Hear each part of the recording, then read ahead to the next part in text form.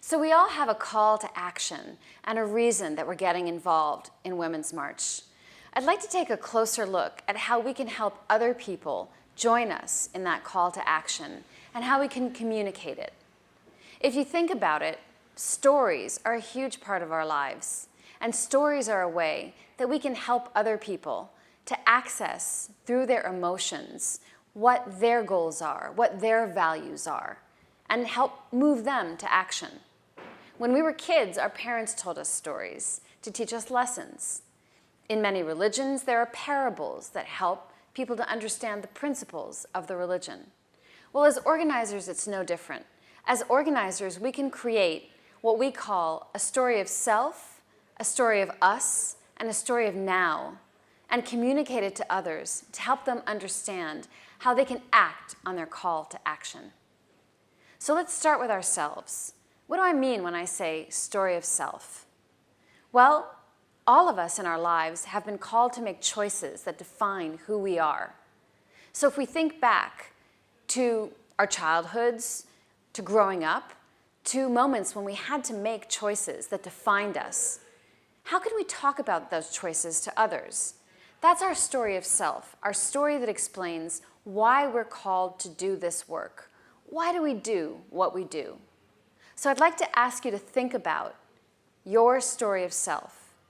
When were you called to make a choice that defined who you are? In a little while, I'm going to ask you to tell that story to someone else. But for now, just keep in mind a critical moment in your life that has made a difference to the person you are today, and that helps to explain why you're going to march on January 21st. I next spoke about something called a story of us. So, who are our people? Who is our community? Who can we turn to and call to action with us? That's our story of us. Understanding our relationships, the relationships in which we're grounded, and that can be a source of strength to us as we move forward together to reach our common goals. The last story I'd like to ask you to think about before you tell your story is the story of now.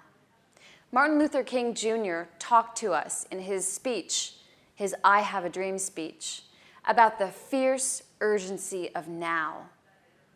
Our story of self explains why me. Our story of us explains why us. Our story of now explains why must we act together now to reach our common goal. Where is the urgency?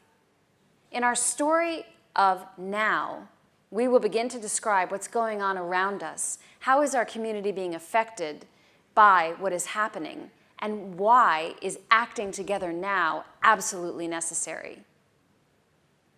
I'd like to ask you to take a few minutes to jot down some notes in order to construct your own story of self, us, and now.